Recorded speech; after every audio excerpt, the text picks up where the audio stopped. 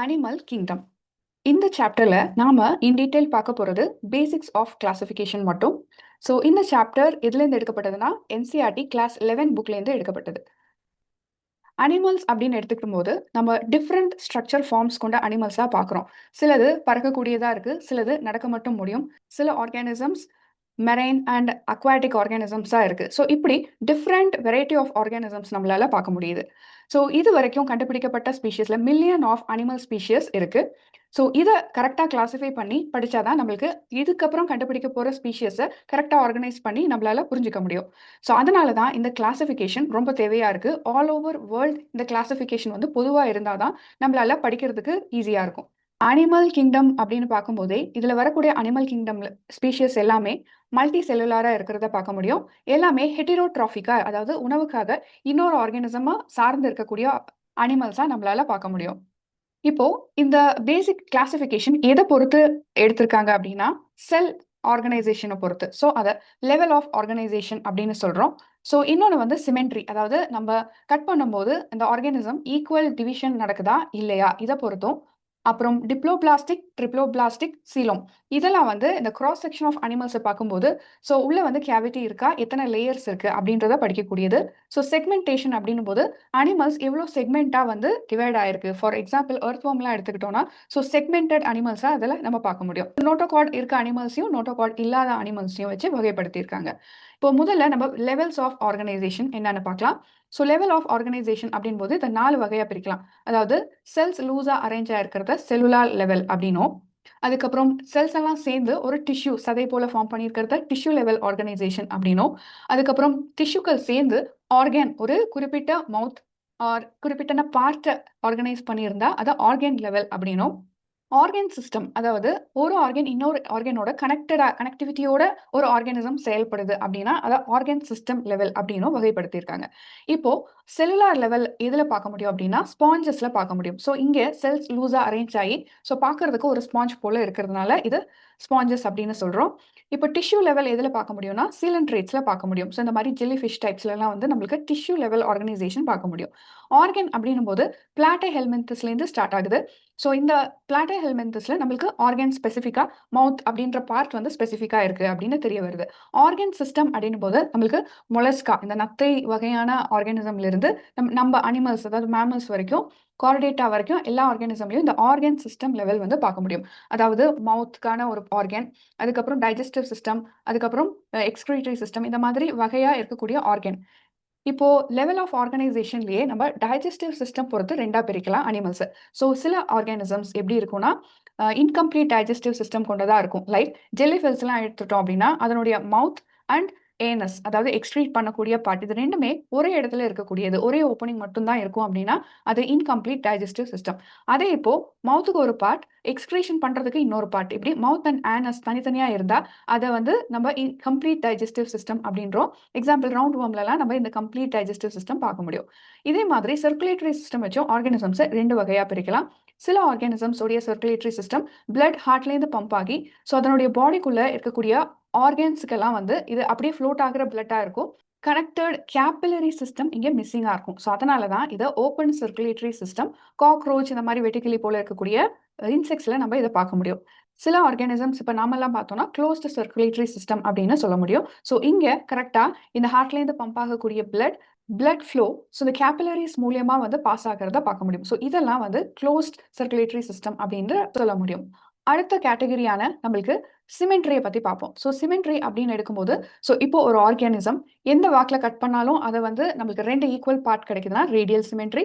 So அதே சில organisms ஒரே கட் மட்டும் தான் பண்ண முடியும், அப்பதான் 2 ஈக்குவல் பார்ட் வரும் அப்படின்னா நமக்கு பைலேட்ரல் சிமெண்ட்ரி அப்படின்னு சொல்லப்படுது. இப்போ ரேடியல் சிமெண்ட்ரி அப்படின் போது ஃபார் எக்ஸாம்பிள் இப்போ ஒரு பிளேன் இந்த பிளேன்லயும் கட் பண்ண முடியும், கிராஸ் பிளேன்லயும் கட் பண்ண முடியும். ஸோ இப்படி கட் பண்ணக்கூடியது எந்தெந்த ஆர்கானிசம்லனா சீலன்ட்ரேட்ஸ்ல பார்க்க முடியும், இந்த ஜெல்லிஃபிஷ் டைப்ஸ்ல, அதுக்கப்புறம் டீனோஃபோரா, எக்கினோடர்மஸ், அதாவது சில எக்கினோடர்மஸ், எல்லா எக்கினோடர்ம்ஸ்லயும் பார்க்க முடியாது.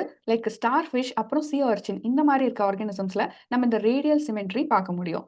அப்புறம் பயலேட்ரல் சிமெட்ரி அப்படின்னும் போது இந்த கிராப்ல நம்ம நல்லாவே தெளிவா பார்க்குறோம். ஸோ 2 ஈக்குவல் பார்ட் மட்டும் தான் கிடைக்கும். அதனால தான் பயலேட்ரல் சிமெட்ரி. இப்போ பிளாட்டே ஹெல்மின்தஸ் இப்போ ஃபிளாட்டா இருக்கக்கூடிய இந்த ஃபிளாட் வார்ம், அதுக்கப்புறம் நத்தை இந்த மாதிரி எர்த் வார்ம் இதுலலாம் நம்ம இந்த பயலேட்ரல் சிமெட்ரி பார்க்க முடியும். ஸோ இதுல எந்த ஃபைலாலெல்லாம் பார்க்க முடியும் அப்படின்னா பிளாட்டே ஹெல்மின்தஸ், ஸோ ஆஸ்கெல்மின்தஸ், மொலஸ்கா, அனலிடா, ஆர்த்ரோபோடா, எக்கினோடர்மேட்டால எக்ஸெப்ட் இந்த ஸ்டார்ஃபிஷ், கார்டேட்டாலையும் பார்க்க முடியும்.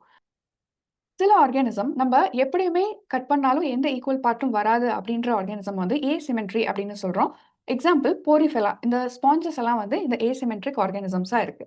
டிப்ளோபிளாஸ்டிக், ட்ரிப்ளோபிளாஸ்டிக் ஆர்கானிசம்ஸ் அப்படின்னும் போது இப்போ ஜைகோட் வளர்ந்து எம்ப்ரியோ ஆனதுக்கு அப்புறமா ஸோ இந்த எம்ப்ரியோட கிராஸ் செக்ஷன் பார்க்கும்போது உள்ள எப்படி இருக்கோ அதை பொறுத்து தான் நம்ம டிப்ளோபிளாஸ்டிக், ட்ரிப்ளோபிளாஸ்டிக் அப்படின்னு சொல்றோம். சீலோம்ன்றதையும் கேட்டகரைஸ் பண்றோம். இப்போ ஃபர்ஸ்ட் டிப்ளோ அண்ட் ட்ரிப்ளோனா என்ன அப்படின்னா டிப்ளோபிளாஸ்டிக் அப்படின்னும் போது இந்த எம்ப்ரியோட கிராஸ் செக்ஷன்ல நம்மளுக்கு 3 லேயர்ஸ் இருக்கிறத பார்க்க முடியும். அந்த 3 லேயர்ஸ்ல 2 தான் ப்ராப்பர் லேயரா இருக்கும். அது ஒன்று எக்டோடம், ஸோ ஸ்கின் எல்லாம் ஃபார்ம் பண்ணக்கூடிய இந்த அவுட்டர் லேயர் எக்டோடம். அதுக்கப்புறம் இன்னர் லேயர், இன்னர் ஆர்கன்ஸ் சிலதை ஃபார்ம் பண்ணக்கூடிய எண்டோடம். ஸோ இந்த 2 லேயருக்கு நடுவில் நம்மளுக்கு மீசோக்லியா அப்படின்ற ஒரு லேயர் பார்க்க முடியுது. பட் இது ப்ராப்பர் லேயரா இல்லாததுனால இதை டிப்ளோபிளாஸ்டிக் அப்படின்னு நம்ம சொல்றோம். இன்னொரு டைப் என்னன்னா ட்ரிப்ளோபிளாஸ்டிக். ஸோ ட்ரிப்ளோபிளாஸ்டிக் என்பது ப்ராப்பர் 3 லேயர் செல் டிவிஷன்ஸ் இருக்கிறத பார்க்க முடியும். ஸோ எம்ப்ரியோ செல் டிவிஷன் அப்போ 3 லேயருமே செல்ஸால டிவைட் ஆகப்பட்ட லேயர்ஸா இருக்கு. ஸோ வெளியில இருக்கக்கூடிய ஸ்கின் அவுட்டர் லேயரை நம்ம என்ன சொல்றோம்? Ectoderm, inner layer endoderm, middle இருக்கக்கூடிய லேயர் இங்க என்ன அப்படின்னா மீசோடம் அப்படின்னு சொல்றோம். ஸோ இப்போ டிப்ளோபிளாஸ்டிக் எக்ஸாம்பிளா நம்ம இந்த சீலன் ட்ரேட்ஸை பார்க்க முடியும். அப்புறம் ட்ரிப்ளோபிளாஸ்டிக் ஒரு எக்ஸாம்பிளா நம்ம பிளாட்டஹெல்மின்தஸ், மொலஸ்கா, அனலிடா, ஆர்த்ரோபோடா, எக்கினோடர்மேட்டா, கார்டேட்டா இது எல்லா ஃபைலமுமே ட்ரிப்ளோபிளாஸ்டிக் கீழே வரும். இதே போல எம்ப்ரியோவை கிராஸ் செக்ஷன் பண்ணும்போது so true gravity R gravity இல்லாததை வச்சு சீலோமை இன்னும் 3ஆ டிவைட் பண்ணியிருக்கோம். அதாவது இந்த கேவிட்டி எதுக்கு இடையில இருக்குன்னா பாடியோடைய வால்க்கு இடையிலையும் கட்க்கு இடையிலையும் இருக்கு. இப்போ நம்மளுக்கு எக்டோடாம் இருக்கு, எண்டோடாம் இருக்கு அப்படின்னு பார்த்தோம். ஸோ அதுக்குள்ள இருக்கக்கூடிய கேவிட்டி ப்ராப்பர் கேவிட்டியா இல்லாம இருக்கிறத நம்ம ஏசீலோம் அப்படின்னு சொல்றோம். ஸோ இது எந்த ஆர்கானிசம்ல பார்க்கணும்னா பிளாட்டஹெல்மின்தஸ்ல பார்ப்போம், அப்புறம் டீனோஃபோராலையும் பார்ப்போம், போரிஃபெரா, சிலென்ட்ரேட்டா இது எல்லா ஆர்கானிசம்லயும் இந்த ஏசீலோமிக் கண்டிஷன்ஸ் பார்க்க முடியும். இப்போ அடுத்த டைப் என்ன அப்படின்னா சியூடோசீலோமிக். ஸோ சியூடோசீலோம் அப்படின்றது இங்க outer layer ectoderm, inner layer endoderm, அதுக்கு இடையில இருக்கக்கூடிய மீசோடம் ஒரு பேட்சா சாக் லைக் வெசிகல்ஸ் மாதிரி அரேஞ்ச் ஆயிருக்கு. ஸோ இப்படி இருக்கிறத சியூடோசீலோம் அப்படின்றோம். இதுக்கு எக்ஸாம்பிளா ஆஸ்கெல் மின்தஸை பார்க்க முடியும். ஸோ இந்த வேர்ம்ஸ்ல நம்ம பார்க்க முடியும். ஸோ தேர்ட் டைப் என்ன அப்படின்னா ட்ரூ சீலோம். ஸோ இங்கே தான் நம்மளுக்கு கரெக்டான சீலோம் அதாவது கேவிட்டி பார்க்க முடியுது. அதாவது எக்டோடம், எண்டோடம்க்கு இடையில வந்து இருக்கக்கூடிய மீசோடம்ல கேவிட்டி இருக்கிறத பார்க்க முடியுது. ஸோ எந்த ஆர்கானிசம்ல அப்படின்னா கார்டேட்டா, எக்கினோடர்மேட்டா, ஆர்த்ரோபோடா, அனலிடா, மொலஸ்கா இதுலலாம் பார்க்க முடியுது.